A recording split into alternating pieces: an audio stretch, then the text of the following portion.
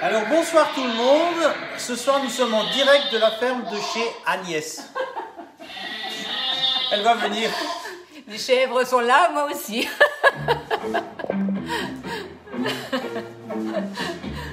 Bonsoir, bonsoir. Bonsoir Christina, bonsoir Francine, bonsoir Bernadette, coucou Virginie, bonsoir Françoise. Françoise riche là. Donc, le bonjour à Christophe. Marino était ravie de la photo. Faudra lui dire. Coucou Isabelle, bonsoir Brigitte, Stéphanie, Hélène, bon, vous êtes toutes nombreuses, bonsoir. Alors, donc... En direct de la ferme d'Agnès. En direct de la ferme des chèvres. Donc, alors, je fais souvent la chèvre. Ne vous inquiétez pas. Donc, qu'est-ce qu'on va faire ce soir? Avec Marino, nous avons décidé de faire les mince pies au... et petits soufflets Billy qui seront faits dans les mince pies. Alors, déjà, juste un peu vous expliquer ce que c'est le mince pies. Alors déjà, je ne parle pas bien l'anglais, donc déjà je pense que comprendre le nom mince pie c'est déjà compliqué. Alors, quand j'étais au collège, donc en cours d'anglais, ils disaient toujours de rouler la langue quand on voulait parler l'anglais. Mais rouler dans quel sens? Pas parler cette langue. Tu sais parler, toi, l'anglais, Marino? Non. Non plus. Tu n'as jamais roulé la langue dans le bon sens non plus. Ok. Donc, du coup, si vous voulez, le pies, ça veut dire donc tourte. Et donc, vous avez certainement déjà entendu parler du pies aux pommes, hein, donc la tourte aux pommes. Et donc, cette petite empreinte, si vous voulez, c'est une empreinte qui est entre la mini tartelette et le mini muffins. Elle n'est pas aussi haute, par contre elle a donc le même nombre et elle fait vraiment une petite tourte, un petit pies donc aux pommes ou à la viande, et là ce sera ce soir au fromage de chèvre. Alors pour la petite histoire, je me rappelle un jour, je disais le chèvre ça n'a pas beaucoup de goût et j'avais fait goûter ça à Marie-France, peut-être elle est là ce soir, et en fait elle a presque recraché la préparation parce qu'effectivement quand on n'aime pas le chèvre, on n'aime pas. Donc du coup ce n'est pas nécessaire, vous pouvez aussi mettre du fromage de vache, ça ne pose aucun problème. Mais comme quoi il y a parfois des choses comme ça qui nous restent bien en esprit, des petites expériences. Demain soir, je vais vous faire une recette dans cette empreinte qui sera le mirliton framboise qui sera également faite dans cette empreinte, et la semaine prochaine également le moelleux à la pistache parce que c'est une empreinte qui est super pratique à l'utilisation, donc c'est quand même bien de montrer quelques recettes pour que vous sachiez quoi faire avec. Déjà pour commencer, non mais ça va aller. Marino, viens voir là si tu veux bien. Tu pourrais me couper un peu de parmesan. Oui, chef. Donc, merci. Combien? Coupe ce que tu veux me couper parce que je sais que tu aimes ça, donc je ne vais pas te priver de tout le parmesan. Il me faut du parmesan râpé. Alors, à la place d'acheter du parmesan râpé, si vous avez le cooking, vous prenez quelques morceaux de parmesan, vous le coupez grossièrement, vous allez dans le robot, un petit coup sur turbo et vous faites votre parmesan râpé. Si vous en avez de trop, si vous avez le B-Save, si vous ne l'avez pas, c'est un bon investissement. Donc, merci chef. Vous pouvez donc mettre sous vide. Donc ça c'est pratique. Donc là, j'ai des morceaux de parmesan grossier. Je mets ça dans mon robot et je vais sur turbo.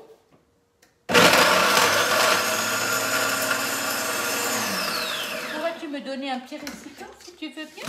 Voilà, voyez, vous avez le parmesan qui est donc pas râpé, bien entendu, mais je ne le veux pas justement râpé parce que je vais l'incruster dans ma pâte feuilletée. Donc, râpé, ce ne serait pas forcément une bonne chose. Donc, il me faut aussi du gruyère râpé. Mon gruyère, il est là en morceaux. Par contre, le gruyère est quand même un peu plus, comment je veux dire, c'est un peu plus pâteux. Donc, si vous ne mettez pas un tout petit peu de farine par-dessus, vous risquez qu'ils ne collent ensemble. Donc, on va pareil remettre ça dans le robot, quelques secondes sur turbo et on a notre gruyère prêt à être utilisé.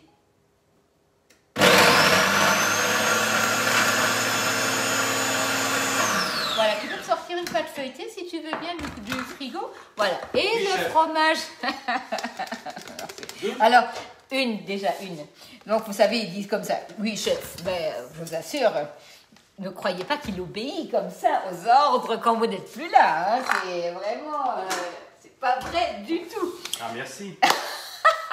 Donc, nous avons donc notre parmesan, nous avons notre petit Billy, nous avons notre crème, nous avons du sel, du poivre, des œufs. C'est une recette excellente à faire. Il me faudrait le moule, si tu veux bien. Nous avons donc ici notre pâte feuilletée. Alors ça, c'est aussi une recette que je vais vous faire. C'est la recette de la pâte feuilletée. Non, le moule mince spice. Parce que c'est vrai que c'est quand même bien de la faire soi-même, bien entendu. On n'a pas toujours ni le temps ni l'envie, hein, mais parfois c'est aussi bien pour faire certaines choses, comme pour le millefeuille par exemple, une bonne pâte feuilletée soit à la maison, c'est quand même super.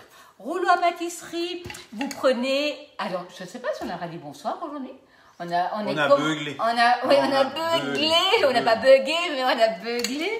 Et du coup, je ne sais même pas si on vous a dit bonsoir. Donc, j'espère que vous allez tous bien, que vous allez passer une belle semaine et que nous ne sommes pas confinés. Bon, on a toujours le couvre-feu. On n'est pas encore confinés. Allez, on va dire ça comme ça. Voilà. Voyez, vous avez ici donc votre pâte feuilletée où on a incrusté le parmesan. Et on va prendre... Donc Marino, tu pourras me pousser la pâte à l'intérieur avec l'outil de fonçage si tu veux bien. On va prendre l'emporte-pièce. Tu veux pas? Ok, tu vois, je savais bien que tu allais pas obéir aux ordres. Donc nous allons prendre l'emporte-pièce 7,5, découper la pâte, poser la pâte sur les empreintes et foncer la pâte, c'est-à-dire bien la pousser à l'intérieur. C'est génial ça. Montre-moi, si tu veux bien, comme ça. Voilà, bien poussé. Alors je vais te mettre un peu de côté si tu veux bien, parce que il aime bien les bruitages. Hein. Marino a trouvé son futur métier. Il va devenir bruiteur. Je ne sais pas si ça existe, ça. Donc, on va découper la pâte. On va la pousser à l'intérieur. Et nous allons faire notre mélange avec notre petit Billy, avec un peu de maïzena, avec des œufs, de la crème épaisse, sel, poivre et un peu de piment d'Espelette parce qu'avec le chèvre, ça se marie très bien. Et en boisson, un petit Beaujolais sec. Ça, ce sera... Ah, c'est pas dans la recette, ça. Non, c'est pas dans la recette. À boire avec modération. À boire avec modération, effectivement. Mais très, très, très bien. Voilà, donc là, on découpe la pâte, on la pose à l'intérieur et on va préparer notre préparation qu'on va remplir au pichet. Puis, là, je suis en train d'attendre. Oui, je sais, excuse-moi, mais tu sais, c'est samedi soir, je suis un peu lente. Là, après, ce qu'on va faire, c'est dans la deuxième pâte, on va incruster du sésame et du coup, ça va nous donner quelque chose de super croustillant. Les restes de pâte, vous allez les reprendre tout simplement ensemble. N'enlevez surtout pas le papier. Donc, si je comprends bien, on va manger 48 petits. Non, alors il y en a 20, Marino, il n'y en a pas 48. Vous connaissez le côté italien? 40 petits billets ce soir. 20. Et on va pouvoir les manger 20. Je vais en mettre une partie au congélateur. Donc du coup, ne pense surtout pas que tu vas tout manger. Voilà, voyez, vous reprenez la pâte et vous mettez ça donc de nouveau en forme. Et voilà, on a nos 20 petites pâtes dans l'empreinte. Voilà. Merci Marino. Du coup, le cul de poule et vous allez prendre votre fromage. Alors, voilà.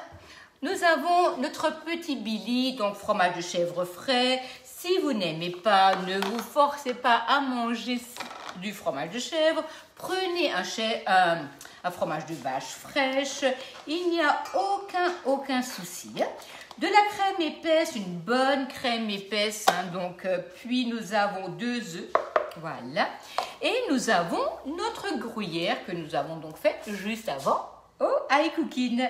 On va rajouter ça.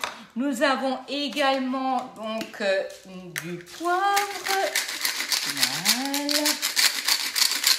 Nous allons rajouter un peu de sel. Regardez voir si Carole est là. On va en mettre un peu. Voilà. Et nous allons rajouter une petite pointe de piment d'Espelette. Ça va se marier super bien. Et donc, terre d'exotique, vous allez trouver ça sur la boutique, je vous assure. C'est un super produit. Une cuillère de maïzena. Voilà. Hop. Et on mélange tout ça. Quelle empreinte est utilisée? De 7,5 au niveau de l'empreinte pour le fond. Et nous allons utiliser le 6 pour le couvercle.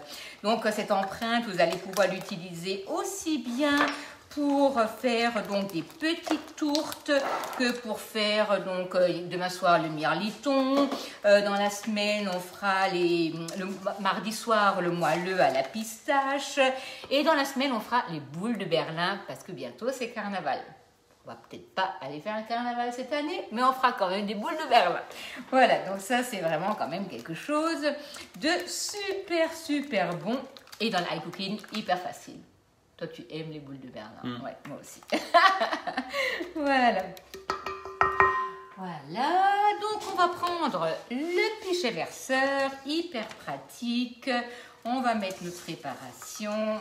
Alors, vous pouvez mettre le gruyère directement dans la préparation ou le rajouter par-dessus. C'est pas du tout un problème. Comme vous avez envie, le fromage va faire souffler la préparation à l'intérieur et du coup ça va vraiment vous donner quelque chose de magnifique. Merci Marino. Vous voyez, c'est bien quand même d'avoir un commis à côté. Vous voyez, donc là le pichet, une petite cuillère, on arrête la préparation quand ça coule. Alors c'est hyper facile et je vous assure, tout le monde adore cette recette. Alors ça c'est une recette vraiment, enfin j'ai envie de dire une vieille recette, mais une recette que je fais depuis des années qui a toujours énormément de succès.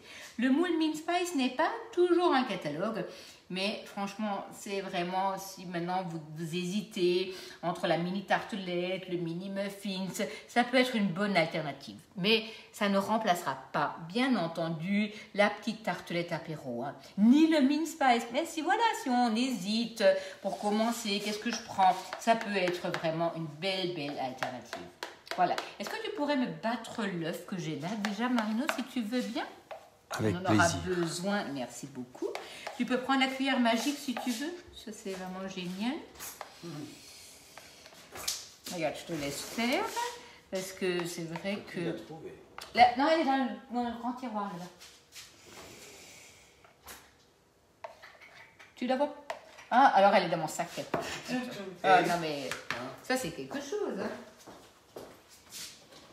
Tiens. Voilà. Merci. C'est fini.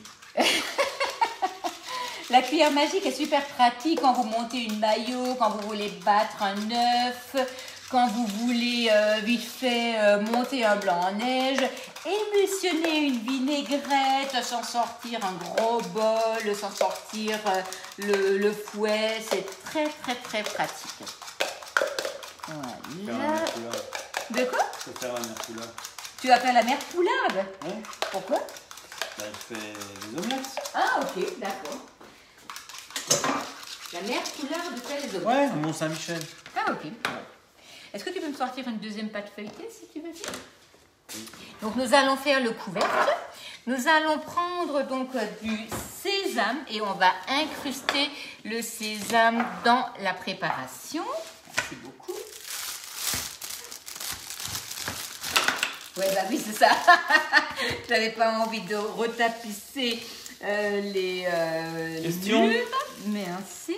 Ouais, t'as pas de questions ou tu me les donnes pas? Non, il n'y en a pas. Il n'y a pas de questions. Allez, Combien ça coûte le moule?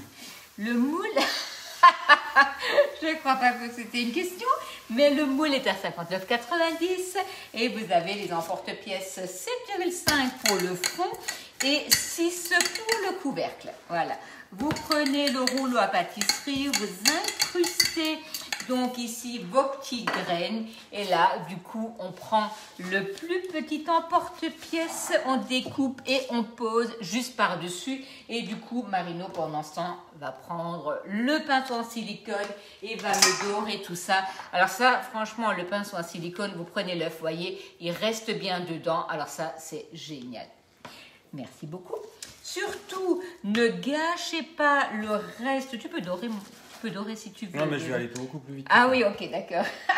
Ne gâchez pas le reste de pâte feuilletée où vous avez incrusté du sésame parce que ça peut vous servir pour faire des petits apéros avec le reste de pâte parce que là, vous n'allez pas utiliser la totalité de la pâte feuilletée. Hein. Voilà. Donc là, on va tout simplement poser ça par-dessus. Donc, on va dorer et ça va souffler. Bien entendu, je vous mettrai une photo après pour vous montrer ce beau résultat. Et bon, alors pour goûter, il va falloir faire vous-même. Hein. Donc là, malheureusement, je ne pourrais pas vous faire goûter. Mais c'est sûr que je vous conseille fortement de faire ça si vous n'avez pas cette empreinte-là. Alors, 2 solutions. Vous pouvez la commander, bien entendu, ou vous pouvez utiliser un moule tartelette à la place. Ce ne sera pas aussi soufflé parce que forcément, du coup que c'est étroit, ça va bien monter. Mais voilà, la recette pourra quand même être réalisée. C'est pas bien dramatique. Voilà, merci Marino. Voilà. Si vous avez des restes si vous avez de l'œuf qui coule sur la plaque ou quoi que ce soit, ce n'est vraiment pas un problème. Hein.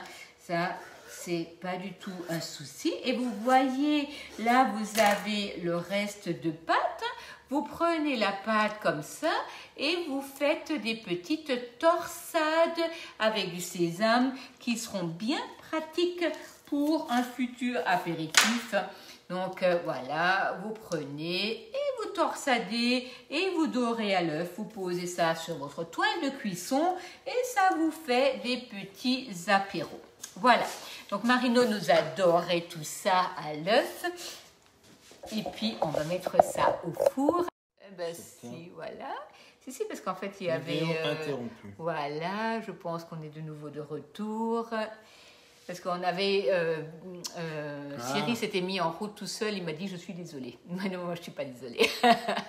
Voilà, donc nous avons ici donc, notre empreinte, on va mettre ça au four. Commencez avec un four chaud, mettez-le à 200, comme ça la pâte peut bien gonfler. Laisse-moi tenir.